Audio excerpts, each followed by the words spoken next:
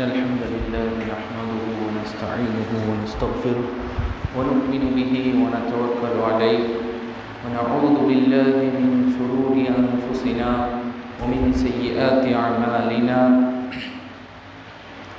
من يهده الله فلا مضل له ومن يضلله فلا هادي له وأشهد أن لا إله إلا الله وحده لا شريك له وأشهد أن محمدًا عبده ورسوله أما بعد يا أيها الذين آمنوا اتقوا الله حق تقاته ولا تموتن إلا وأنتم مسلمون يا أيها الذين آمنوا اتقوا الله وقولوا قولا سديدا يصلح لكم أعمالكم ويغفر لكم ذنوبكم ومن يطع الله ورسوله فقد فاز فوزا عظيما.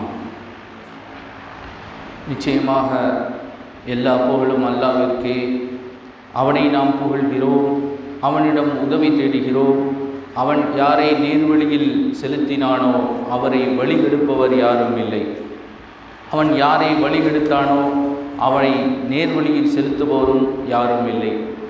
வணக்கத்திற்குரிய இறைவன் அல்லாஹ்வை தவிர வேறு யாரும் அறவே இல்லை. அவன் தனித்தவன், அவனுக்கு இணை அறவே இல்லை. மேலும் நிச்சயமாக முஹம்மது ஸல்லல்லாஹு அலைஹி வஸல்லம் அவனுடைய அடியாரும் தூதரும் ஆவார்கள் என்று நான் சாட்சி கூறுகிறேன். மதிப்பிற்குரிய அல்லாஹ்வின் அடியார்களே, அன்பிற்குரிய சகோதரர்களே, அல்லாஹு தஆலாவை பயந்து கொள்ளுமாறு தக்வாவை உங்களுக்கும் எனக்கும் உபதேசம் செய்தவனாக, அல்லாஹ்வுடைய சட்ட வரம்புகளை பேணி பாதுகாக்குமாறு, அல்லாஹ் தடுத்த சிறிய பெரிய குற்றங்கள், பாவங்கள், அநியாயங்கள், உறவுகளை முறித்து வாழுதல், இணை வைத்தல், அனாச்சாரம் ஆகிய அனைத்து செயல்களிலிருந்தும் விலகி இருக்குமாறும் உங்களுக்கும் எனக்கும் உபதேசம் செய்தவனாக, அல்லாஹ்விடத்தில் நமக்காகவும் உலகிலுள்ள எல்லா முஸ்லிம்களுக்காகவும் இம்மை மறுமையின் மகத்தான வெற்றியை வேண்டியவனாக, அல்லாஹ்வின் நற்பாக்கியங்களை வேண்டியவனாக, அல்லாஹ்விடத்தில் பாதுகாப்பை வேண்டியவனாக, இந்த மார்க்கத்திற்கு உயர்வையும் வெற்றியையும் வேண்டியவனாக இந்த சிறிய எனது உரையை ஆரம்பம் செய்கிறேன். அல்லாஹ் சுப்ஹானஹு வ தஆலா நம்மை மன்னித்து அருள்வானாக. மேன்மைக்குரிய இஸ்லாமிய சகோதரர்களே, நாம் நமது வாழ்க்கையில் பல ஆண்டுகள் நம்மை விட்டு கடந்து சென்று கொண்டே இருக்கின்றது. இப்பொழுது நாம் ரமதானை கடந்து விட்டோம், பிறகு ஹஜ்ஜை கடந்து வந்தோம், ஹஜ்ஜுடைய மாதத்தை கடந்து வந்தோம், பிறகு இப்பொழுது மிக முக்கியமான முஹர்ரமுடைய மாதத்தையும் நாம் அடைந்து விட்டோம். 1447 என்ற ஹிஜ்ரி ஆண்டிலிருந்து இப்பொழுது நாம் 1448 என்ற ஹிஜ்ரி ஆண்டை அடைந்திருக்கிறோம். இப்படி நம்ம ஒவ்வொரு தருணங்களிலும் அல்லாஹ் நமக்கு நாடிய அளவிற்கு, அல்லாஹ் நமக்கு ஏற்படுத்திய அளவிற்கு நம்மால் முடிந்த அளவு என்ன செய்தோம், நம்முடைய இபாதத்துகளை செய்து வந்தோம். நோன்புடைய மாதத்தில் முழுமையாக முடிந்த அளவுக்கு நோன்பு வைத்தோம். ஹஜ்ஜுடைய மாதத்தில் நாம் குர்பானி யாரெல்லாம் கொடுக்க முடிந்ததோ அந்த 10 நாட்கள், சிறந்த 10 நாட்களை யாரெல்லாம் நல்லமல்கள் செய்ய முடிந்ததோ, யாருக்கெல்லாம் ஹஜ்ஜு கடமையாக இருந்து செய்வதற்கு வாய்ப்பு கிடைத்ததோ அதையெல்லாம் நாம் முடிந்த அளவுக்கு செய்தோம். அதுபோல இந்த நம்மை கடந்து சென்ற ஆஷூரா தினத்தையும் நாம் கடந்து வந்திருக்கிறோம். அதிலும் நம்மால் முடிந்த அளவுக்கு அமல்களை என்ன செய்தோம். ஆனால் அன்பிற்குரிய இஸ்லாமிய சகோதரர்களே, நமக்கு கிடைக்கக்கூடிய கூலிகளும் அல்லாஹ்விடத்திலே கணக்கில் இல்லாதவை. நாம் ஒன்று செய்தால் அல்லாஹ்விடத்திலே அல்லாஹ் அதை 10ஆக அவன் நாடிய அளவிற்கு அதை கூட்டி என்ன செய்கிறான், கொடுக்கிறான் என்ற வாக்குறுதியை அல்லாஹ் கொடுக்கிறான். மேன்மைக்குரிய இஸ்லாமிய சகோதரர்களே, ஒரு கணம் நாம் ஆழமாக சிந்திக்க வேண்டும். இந்த சிறப்பான நாட்களில் நாம் அதிகமான நன்மைகளை செய்து வந்தோமே, நன்மைகளை அல்லாஹ் அதை நமக்கு பல மடங்காக கூலிகளாக நாம் சம்பாதித்து விட்டோம் என்ற எண்ணத்தில் இருக்கக்கூடிய நாம் ஒரு விஷயத்தை கவனிக்க வேண்டும். அது மட்டும் போதுமா? இப்படி நான் நன்மைகளை சம்பாதித்து விட்டால் மட்டும் போதுமா? என்ற ஒரு கேள்வியை நாம் கேட்க வேண்டும். நாம் செய்யும் அந்த வணக்க வழிபாடுகளின் உண்மை நிலையை நாம் அறியாமல் ஏதோ ஒரு கடமைக்காகவோ வெறும் அது ஒரு சடங்காகவோ செய்து முடித்துவிட்டால் அந்த நன்மைகள் நம்மிடம் நிலைக்குமா என்பதை நாம் ஒரு கணம் சிந்திக்க வேண்டும். அது நமது மறுமை நாளில் நம்மை ஈடேற்றத்திற்கு போதுமானதா என்பதையும் நாம் சிந்திக்க வேண்டும். அதாவது தமிழிலே சொல்வார்கள், ஓட்டை பாத்திரத்தில் எவ்வளவுதான் நீரை நிரப்பினாலும் அது என்ன செய்யாது, தங்காது. அதுபோல இபாதத் என்றால் என்ன என்ற அடிப்படையை புரியாமல் நாம் எவ்வளவுதான் செய்தாலும் அது வீணானதாகவே போய்விடும். நான் மிகைப்படுத்தி எல்லாம் சொல்லவில்லை. அல்லாஹ்வின் தூதர் சொல்லக்கூடிய அந்த வசனங்களை வைத்தும் வார்த்தைகளை வைத்தும் அல்லாஹ்வுடைய வசனங்களை வைத்தும் உதாரணம் காட்டித்தான் உங்களுக்கு நான் சொல்ல போகிறேன். நம்முடைய அந்த வணக்க வழிபாடுகள் மறுமையில் நமக்கு பயனுள்ளதாக ஆக வேண்டும், நம்மை ஈடேற்றம் உள்ளதாக ஆக்க வேண்டும் என்ற நோக்கம் இருக்க வேண்டும். வெறும் நன்மைகளை செய்துவிட்டால் மட்டும் போதாது, அது நம்மை பலனுள்ளதாக, நமக்கு பலனுள்ளதாக, மறுமையில் பலனுள்ளதாக ஆக வேண்டும். அப்படி என்றால் அந்த இபாதத் என்றால் என்ன என்ற உண்மையான அர்த்தத்தை நாம் புரிந்து கொள்ள வேண்டும். நமது நன்மைகளை பாதுகாத்து கொள்ள நாம் முதலில் செய்ய வேண்டியது இந்த இபாதத் என்ற வணக்கம் என்றால் உண்மையான அர்த்தம் என்ன?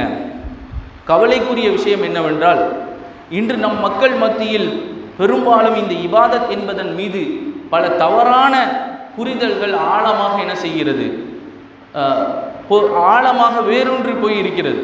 அந்த தவறான புரிதல்கள் என்னென்ன, அந்த தவறுகளை சரி செய்து மார்க்கம் காட்டி தந்த உண்மையான இபாதத்தை நம் வாழ்வில் எப்படி நிலைத்திருக்க வைப்பது என்பதை பற்றித்தான் இன்று நாம் பார்க்க போகிறோம்.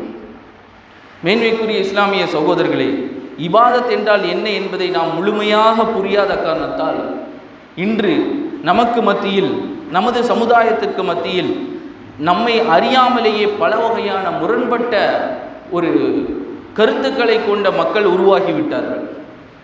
அதில் முதலாவதாக பார்த்தோம் என்றால், முதல் வகை இவர்கள் தொழுகைகளை ஒருபோதும் விடமாட்டார்கள். ரமதான் மாதம் வந்துவிட்டால் அவர்கள் நோன்பை விடமாட்டார்கள். இபாதத்துகளில் அவர்கள் எந்த ஒன்றையும் விடமாட்டார்கள். அவர்களுக்கு முடிந்த அளவிற்கு ஃபர்லான தொழுகைகளை கண்டிப்பாக தொழுது விடுவார்கள், ஃபர்லான வணக்கங்களை செய்து விடுவார்கள், அதற்கு மீறி அவர்களால் செய்ய முடிந்த வணக்கங்களையும் செய்து விடுவார்கள். ஆனால் இவர்கள் நினைக்கும் இந்த வழிபாடுகள் மட்டும் இபாதத் என்ற அந்த வட்டத்துக்குள் சுருக்கி விட்டார்கள். அதாவது பள்ளிவாசலை விட்டு வெளியே வந்து விட்டால், முசல்லாவை விட்டு தாண்டி விட்டால், புத்தகங்களை குர்ஆனை திறந்து வைத்து படிப்பதை விட்டு மூடிவிட்டால் இவர்களுக்கும் இஸ்லாமிற்கும் சம்பந்தம் இருக்காது. அவர் பள்ளிவாசலை விட்டு வெளியே தனது வியாபாரத்திலோ, தொழிலிலோ, குடும்ப வாழ்க்கையில் தனது மனைவியிடத்திலோ, தனது பிள்ளைகளிடத்திலோ, அல்லது தனது நண்பர்கள் சக நண்பர்களிடத்திலோ, இப்படி அவருடைய மற்ற வெளிப்புற வாழ்க்கையை எடுத்துக்கொண்டால் இஸ்லாத்திற்கும் அவருக்கும் எந்த சம்பந்தமும் இருக்கவில்லை என்ற நிலையில் அவருடைய நடவடிக்கைகள் இருக்கும். ஏன் இவர்கள் இப்படி முரண்பட்டு வாழ்கிறார்கள்?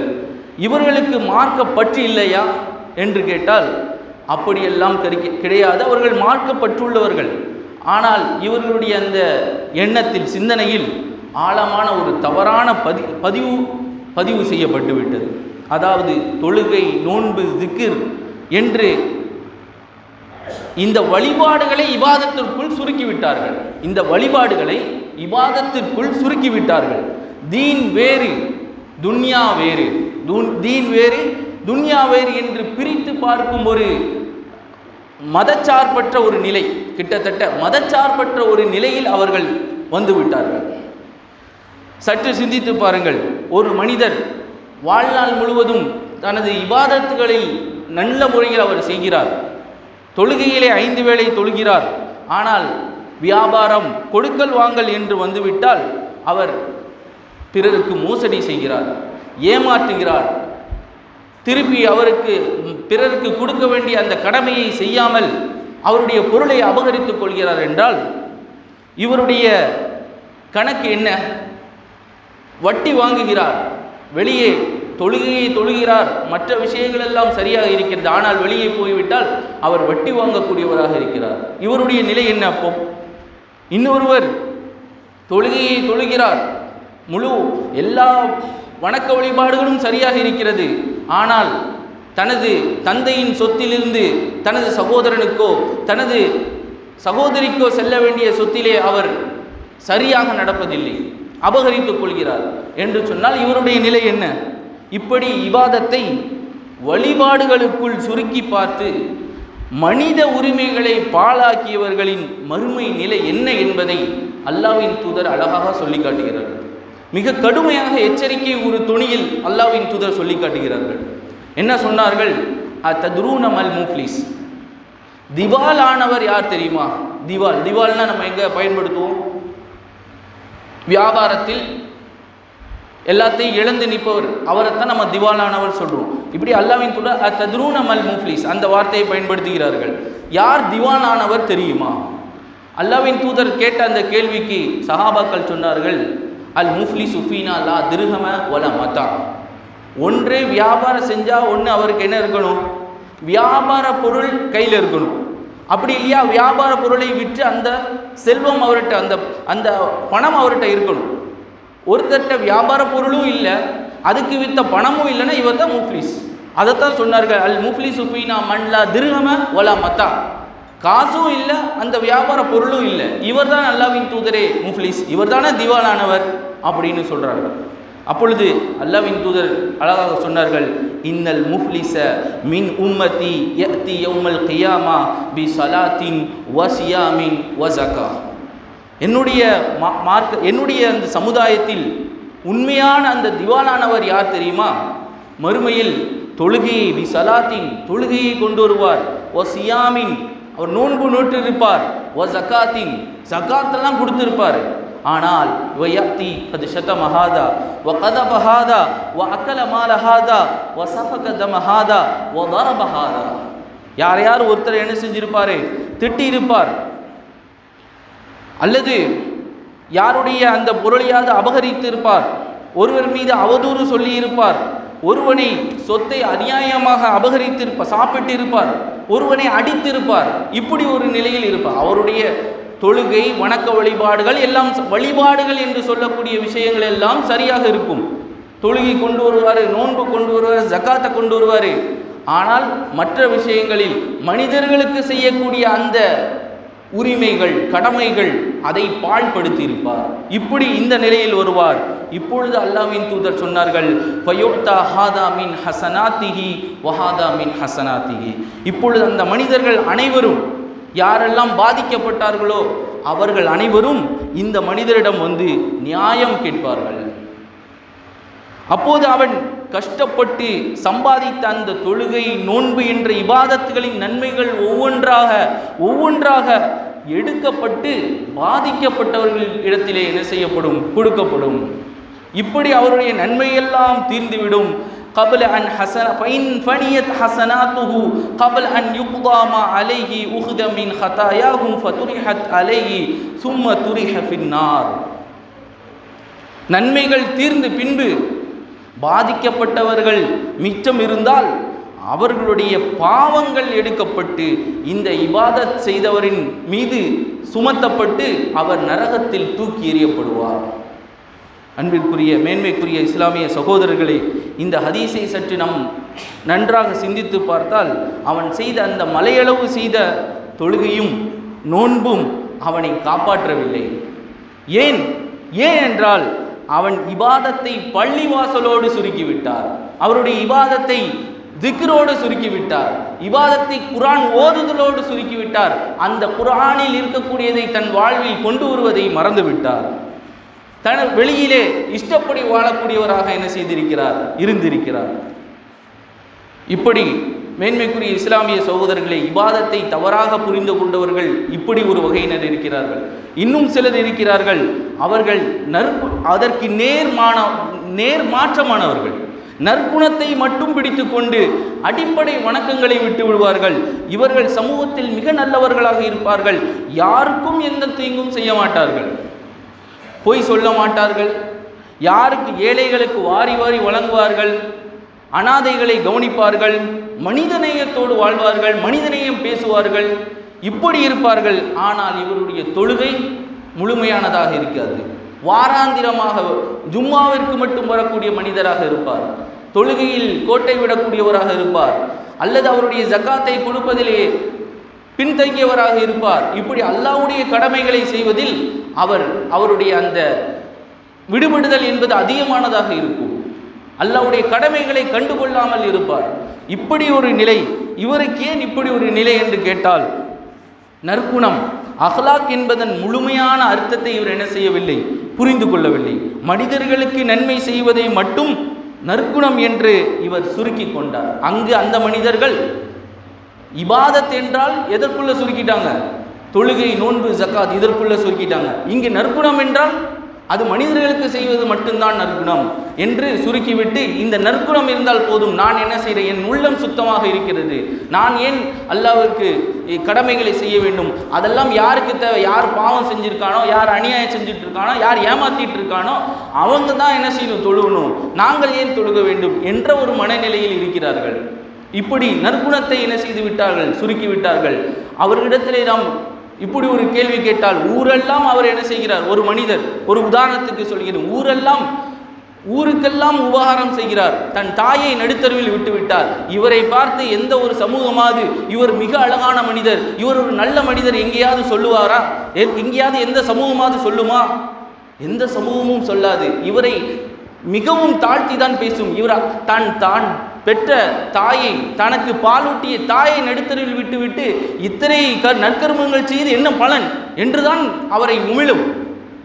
அப்படி ஒரு மனிதனுக்கு தாய் தந்தை என்பது மனிதர்களுக்குள் செய்யக்கூடிய கடமையை விட்டாலே மக்கள் என்ன செய்கிறோம், அதை தவறாக பார்க்கும் பொழுது, அல்லாஹ் என்னை படைத்திருக்கிறான், அல்லாஹ் எனக்கு உணவளிக்கிறான், நான் இந்த உலகத்தில் இருப்பதற்கே காரணமே அல்லாஹ் தான், எனக்கு மூச்சு காற்றை கொடுக்கிறான், மூச்சு சுவாசத்தை கொடுப்பதற்கு எனது ஆரோக்கியத்தை கொடுக்கிறான், இப்படி எனக்கென்று ஒரு குடும்பத்தை ஏற்படுத்தி இருக்கிறான்,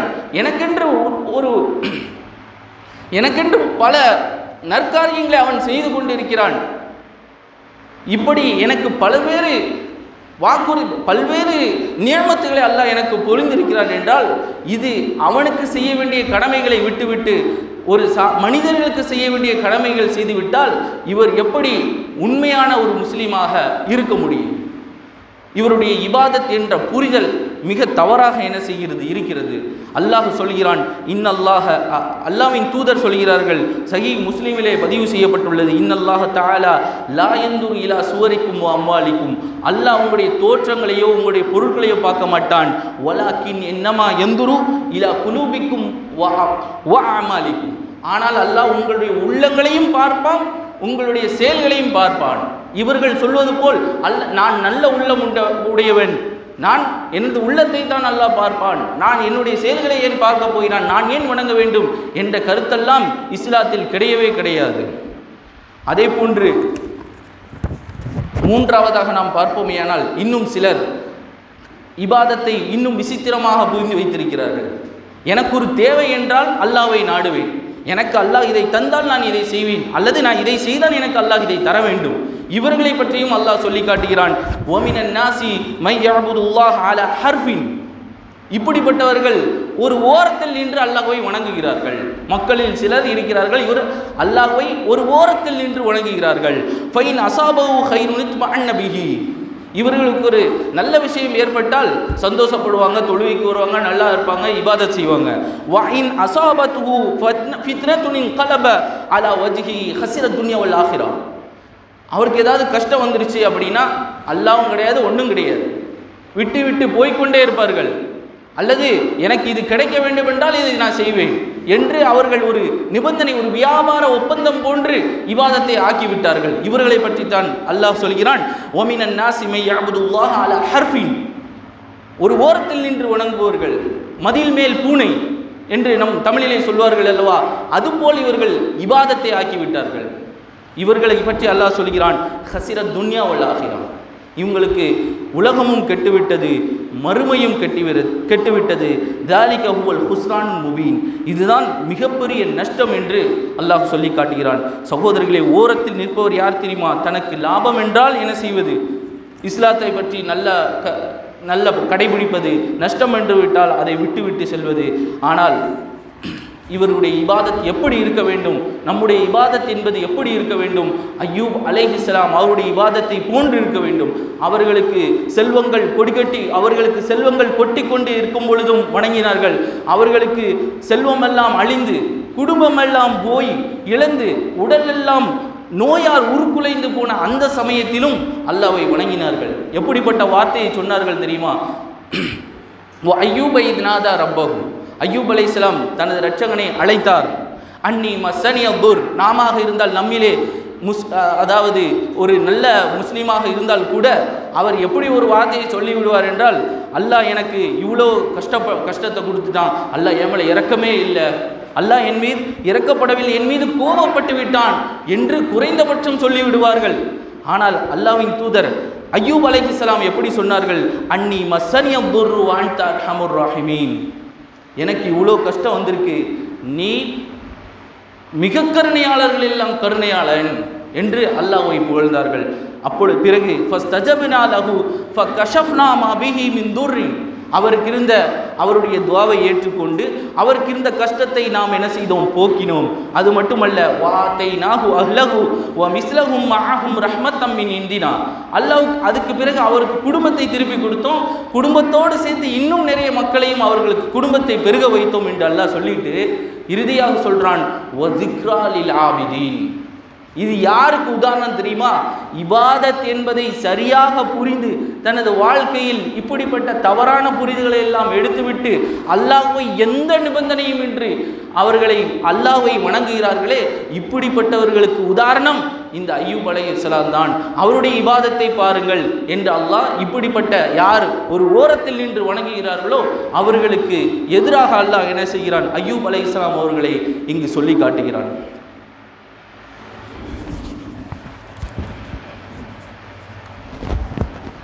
அன்பிற்குரிய இஸ்லாமிய சகோதரர்களே, அப்படியானால் இப்படி மார்க்கத்தில் இஸ்லாம் அதாவது இபாதத் என்பதை தவறாக புரிந்து கொண்டதனால் வந்த விளைவின் காரணமாக முதலாவதாக இபாதத் என்பதை ஒரு வழிபாடுகளோடு சுருக்கிய மக்களை நாம் பார்த்தோம். மறுமையில் அதற்கு உதாரணமாக அல்லாஹ்வின் தூதர் சொன்னார்கள், மறுமையில் வருவார், அவர் தொழுகை கொண்டு வருவார், எல்லாமே கொண்டு வருவார். அப்படின்னால் அவர் யாராக இருப்பார் சொல்லுங்க? ஓரிரை கொள்கைவாதியாகத்தான் இருப்பார். நம்மளை போன்று ஓரிரை கொள்கைவாதியாகத்தான் இருப்பார். ஏனென்றால் ஓரிரை கொள்கை இல்லை என்றால் உங்களுடைய தொழுகையை நோன்பு எதையும் ஏற்கப்படாது. அவர் ஏற்றுக்கொள்ளப்பட்ட நிலையில் அவர் தொழுகையை நோன்பையும் கொண்டு வருகிறார். அவருடைய தொழுகை என்பது, அவருடைய நோன்பு என்பது அல்லாஹ்வுக்காக செய்யப்பட்டிருந்தது. அதனால தான் அல்லாஹ்வின் தூதர் அங்கு நன்மையை கொண்டு வருகிறார் என்று சொல்கிறார்கள். அவருடைய தொழுகை என்பது யாருக்காகவும் யாரும் பார்ப்பதற்காக செய்ய வேண்டும் என்று அவர் செய்யவில்லை. ஜகாத்தை யாருக்கோ பார்ப்பதற்காக செய்ய வேண்டும் என்று செய்யவில்லை. அதே போல் அவருடைய வணக்கத்தில் அனாச்சாரங்கள் பிதஅத்துகள் இருக்கவில்லை. அப்படி இருந்திருந்தால் அவருடைய தொழுகை ஏற்றுக்கொள்ளப்பட்டிருக்காது. இதெல்லாம் சரியாக இருந்த நிலையில் தான் அவர் என்ன செய்திருக்கிறார்? தொழுகையை, நோன்பை எல்லாத்தையும் கொண்டு வந்திருக்கிறார். அந்த தொழுகைக்கு பிறகுள்ள மக்களுக்கு செய்ய வேண்டிய கடமைகளை பால்படுத்தியிருக்கிறார். இரண்டாவதாக நாம் பார்த்தோம், அவர்கள் அப்படியே நேர்மாறாக புரிந்து கொண்டவர்கள். மூன்றாவதாக சில மக்கள் அவர்கள் ஒரு ஓரத்தில் நின்று வணங்குபவர்கள். இப்படி இபாதத்தை தவறாக புரிந்து கொண்டார்கள். உண்மையான புரிதல் என்ன? இபாதத் அல்லாஹ் சொல்கிறான், ஒமா ஹலக்துல் ஜின்ன வல் இன்ஸ இல்லா லியஅபுதூன், நாம் அவர்களை வணங்குவதற்காக தவிர, மனிதர்களையும் ஜின்களையும் அவர்களை வணங்குவதற்காக தவிர படைக்கலன்னு சொல்கிறான். அந்த வணக்கம் என்றால் என்ன? அதனுடைய உண்மையான அர்த்தம் தான் என்ன என்றால், உண்மையான அர்த்தம் இந்த வழிபாடுகள் அல்ல, அவனுக்கு கட்டுப்பட்டு நடத்தல். நீ எங்கே இருந்தாலும், நீ பள்ளிவாசலில் இருந்தாலும், நீ உன் நண்பனோடு இருந்தாலும், உனது மனைவியோடு இருந்தாலும், உனது தொழில் துறையில் இருந்தாலும், உனது எந்த ஒரு நிலையில் இருந்தாலும், இதை அல்லாஹ் தடுத்தான் என்றால் நான் தடுத்துக் கொள்கிறேன். இந்த இடத்தில் அல்லாஹ் இதை செய்ய சொல்கிறான் என்றால் நான் செய்வேன். இப்படி அல்லாஹ்வுக்கு கட்டுப்பட்டு வாழ்வதைத்தான் லியஅபுதூன், அவர்கள் எனக்கு கட்டுப்பட்டு நடப்பதற்காக, என்னை வணங்குவதற்காக என்று அல்லாஹ் சொல்லி காட்டுகிறார். எனவே வணக்கம் என்பது அவனுக்கு கட்டுப்பட்டு நடத்தல் என்பதை புரிந்து கொண்டால் இந்த பிரச்சனை, இந்த தவறான புரிதல் என்பதை நம்மால் என்ன செய்ய முடியும், அதை அறிந்து நம்முடைய வணக்கங்களை சரியாக செய்ய முடியும். இப்படி நாம் அந்த தவறான புரிதலின் காரணமாகத்தான் இவ்வாறாக நம்முடைய தொழுகையில் குறைபாடு, நம்முடைய வெளி வாழ்க்கையிலே அஹ்லாக்குடைய மக்களுக்கு இறுதியாக சொல்லப்போனால், குறிப்பாக சொல்லப்படால், எளிமையாக சொல்லப்போனால் அல்லாஹ்வுக்கு செய்யக்கூடிய கடமைகளிலும் சரியாக இருக்க வேண்டும், மனிதர்களுக்கு செய்ய வேண்டிய கடமைகளிலும் நாம் என்ன செய்ய வேண்டும், சரியாக இருக்க வேண்டும். இரண்டுமே அல்லாஹ்வுக்கு கட்டுப்பட்டு நடத்தல். அங்கு அல்லாஹ் என்ன சொல்லியிருக்கிறான், எதை செய்ய சொல்கிறானோ அதை செய்வது, எதை தடுத்து இருக்க சொல்லியிருக்கிறானோ அதை விட்டும் நாம் தவிர்த்திருப்பது. இப்படி சரியான முறையில் இபாதத்தை புரிந்து நம்மளது வாழ்க்கையில் கொண்டு வருவதற்கு அல்லாஹ் நமக்கு அருள் செய்ய வேண்டும். இஸ்லாமிற்கும் முஸ்லிம்களுக்கும் உதவி செய்பவர்களுக்கு அல்லாஹ் உதவி செய்வானாக. இஸ்லாமிற்கும் முஸ்லிம்களுக்கும் சூழ்ச்சி செய்பவர்களுக்கு எதிராக அவர்களின் சூழ்ச்சியை திருப்பி விடுவானாக. முஸ்லிம்களுடைய நிலங்களையும் புனிதங்களையும் அவருடைய செல்வங்களையும் மார்க்கத்தையும் அவருடைய உயிர்களையும் பொருள்களையும் பாதுகாப்பானாக. இன்னல்லாஹ யஅமுரு பில் அத்லி வல் இஹ்சான் வ ஈதாஇ தில் குர்பா வ யன்ஹா அனில் ஃபஹ்ஷாஇ வல் முன்கரி வல் பகி யஇதுக்கும் லஅல்லக்கும் தذكرون ஃபذ்குரூனி அذ்குருக்கும் வஷ்குரூலி வலா தக்ஃபுரூன் உذ்குருல்லாஹ யذ்குருக்கும் வதுஉ யஸ்தஜிப் லக்கும் வலذிக்ருல்லாஹி தஆலா அலா அக்பர் வல்லாஹு யஅலமு மா தஸ்னஊன் வ அகீமுஸ் ஸலாத்.